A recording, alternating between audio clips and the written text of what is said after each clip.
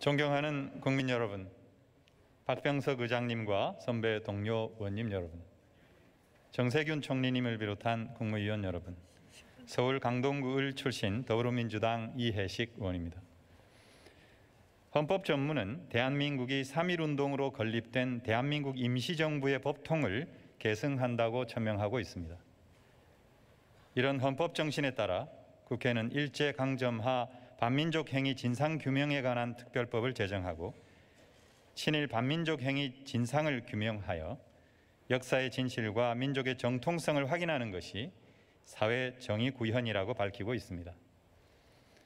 일제로부터의 독립을 자력으로 쟁취하지 못한 탓에 미군정과 전쟁을 겪으며 친일을 제대로 청산하지 못한 것은 우리 현대사의 가장 커다란 비극이요 치욕입니다. 그러나 친일 반민족 행위자에 대한 행적을 밝히고 드러내는 일은 시효가 없는 일입니다. 프랑스의 대문호 알베르 까미는 과거의 범죄를 단죄하지 않는 것은 미래의 범죄에 용기를 주는 것이다 라고 말했습니다. 친일 반민족 행위자에 대한 방관은 미래의 반민족 행위를 부르는 일입니다. 저는 오늘 이러한 관점에서 애국가의 작곡가 안익태의 친일 친나치 행적과 관련해 말씀드리고 정부에 건의하고자 합니다. 안익태는 친일 인명사전에 이름을 올린 인물입니다. 국민들은 그의 친일 행적을 대강은 알고 있다고 믿습니다. 그러나 친나치 행적까지는 아마 잘 모르실 것입니다. 안익태는 나치 독일과 제국주의 일본의 우호 증진에 힘썼고 양국을 중심으로 한 추축국의 전쟁 선전에 앞장섰습니다. 1941년 일본의 진주만 공습 직후 대한민국 임시정부는 일본을 상대로 선전포고를 한 바 있습니다. 그런데 안익태는 그 다음 해인 1942년 독일 베를린에서 임시정부가 선전포고한 일본의 괴뢰국 만주국의 건국 10주년을 경축하는 만주국 축전곡을 지휘합니다. 화면의 영상입니다. 안익태는 이 곡을 직접 작곡하였고 일제와 나치의 주요 인사가 지켜보는 가운데 이를 지휘한 것입니다. 또한 1942년 나치 제국음악원 총재를 역임한 리하르트 슈트라우스가 일본 황기 2600년을 기리기 위해 작곡한 일본 축전곡도 연주했습니다. 그는 1943년 나치 정부의 제국음악원 정식 회원증을 교부받아 일본인 음악가로 활동했습니다. 나치와 일본 관료들이 주도한 나치 체제 협력 및 부역기관인 일독협회 후원을 받기도 했습니다. 최근 공개된 CIA 기밀 문서에 따르면 안익태는 일본의 유럽 스파이 총책 에하라 고이치의 집에 2년 반 동안 기거함으로써 그도 스파이 노릇을 하지 않았나 하는 의혹도 있습니다. 이어서 애국가 곡조에 대해 말씀드리겠습니다. 안익태의 애국가 곡조는 불가리아 노래 오 도브르자의 땅이여를 표절했다는 지적이 있습니다.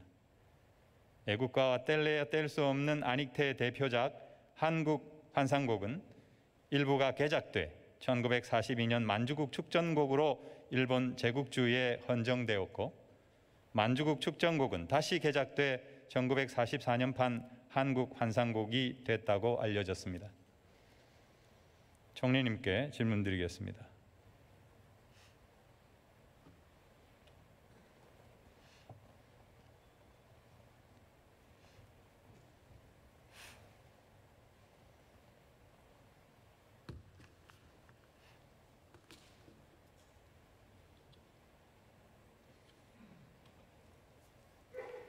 총리님께서는 안익태의 친일 친나치 행적과 관련해서 알고 계셨습니까? 자세한 내용은 몰랐었고요. 지난번에 그 김원웅 광복회장의 그 경축사를 통해서 네. 좀 알게 되었습니다. 그 전에는 그냥 친일 행적이 있다 뭐 이런 정도만 알고 있었습니다. 네, 저와 동일합니다. 안익태의 친나치 행적을 알게 되셨을 때 어떤 생각이 드셨습니까? 참 뭐 실망이죠. 예. 애국가의 표절 논란도 혹시 알고 계셨습니까? 예, 알고 있었습니다. 네. 애국가는 법률상 국가입니까? 법률상은 규정되어 있지 않은데 네. 이제 그 우리가 독립국으로 되기 전부터 애국가라고 하는 이름으로 불려졌고 또 이제 국조도 옛날 애국가는 지금하고 조금 달랐죠. 네. 그런데 이제 어떤 그 법률적인 뒷받침은 없지만 실질적으로는 이제 국가로 이렇게 인정을 받고 있다고 봅니다. 하지만 그 장구한 세월 동안 법률상 국가로 아닌 채로 남아 있는 이유가 뭐라고 생각하십니까? 그것은 아마 세계 많은 나라들이 그 법률적인 규정을 통해서 국가를 정하는 경우도 있고 우리 애국가처럼 법률적으로 특별히 규정을 하지 않고 국가로 이렇게 부르는 나라들도 많은 것으로 이렇게 제가 알고 있습니다. 네. 1948년 재헌의회에서도 국가 재정에 관한 논의가 있었고 1960년도에도 국회에서 논의가 있었습니다.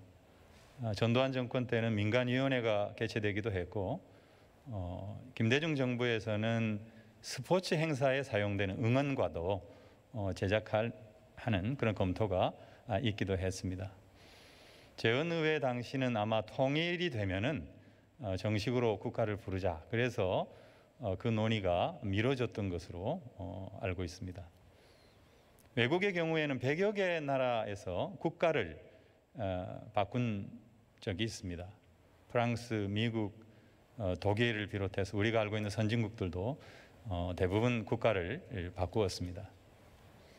이런 사실을 보면 굳이 애국가에 안익태 곡조를 붙일 필요가 있는가? 이렇게 주장하는 분도 일리가 있다고 생각합니다. 이렇게 애국가의 곡조를 바꿔야 한다 이렇게 주장하는 데 대해서 어떻게 생각하십니까? 만약에 이제 고증을 통해서 금방 존경하는 이해식 의원님께서 말씀하신 내용들이 확인이 된다면 그런 문제도 좀 고민을 해봐야 될 것 같다는 생각이고요. 그건 저의 개인적인 생각입니다. 네. 그러나 이제 정말 장구한 기간 동안 국가처럼 이렇게 국민들에 의해서 불려져 왔기 때문에 그런 문제를 결정하거나 추진함에 있어서는 국민들과 충분히 소통하고 국민 의견도 듣고 국민들과 같이 의논하는 절차가 선행되는 게 옳다고 봅니다. 네. 애국가는 정말 오랜 세월 불려졌고 안익태의 친일 행적이 서서히 드러나기 시작한 2000년대 이후에도 불려졌습니다. 민주운동 과정에서도 불려졌고 촛불 집회 현장에서도 불려졌고 그래서 애국가는 안익태의 곡조를 뛰어넘는 그런 역사성과 가치가 있다 이렇게 주장하는 분들도 계십니다. 사실 애국가는 가사도 있습니다. 가사는 안창호설과 윤치호설이 있습니다. 그렇지만 1910년 전으로 해서 10여 개의 애국가가 같이 불려졌기 때문에 지금 우리가 부르고 있는 애국가는 민족 공동 창작물이다 이렇게 보는 견해가 아주 유력합니다. 그래서 애국가의 가사는 폐할 수도 물론 없습니다. 하지만 곡조는 다르다고 생각합니다. 그것이 애국가이기 때문에 그렇다고 생각합니다. 최소한 애국자가 만들지는 않았더라도 나라를 배반한 사람이 만들었다라고 하는 것은 문제가 있지 않느냐. 그런 시각은 존중해야 하지 않는가 이렇게 생각합니다. 총리님께서 어떻게 생각하십니까? 예, 일리가 있다고 생각합니다. 그래서 저는 건의를 드리고자 합니다. 우리 정부가 독일 정부에 요청해서 연방 기록물 보관소에 있는 안익태의 자료 일체를 받아서 공식적으로 한번 조사하고 그 조사 결과를 국민들에게 알리고 그런 연후에 곡조를 바꿀 것인가 말 것인가는 국민께서 판단하게 해야 한다고 생각하는데 총리님 견해 어떻습니까? 예, 한번 검토해 보겠습니다. 네. 다음은 자치분권과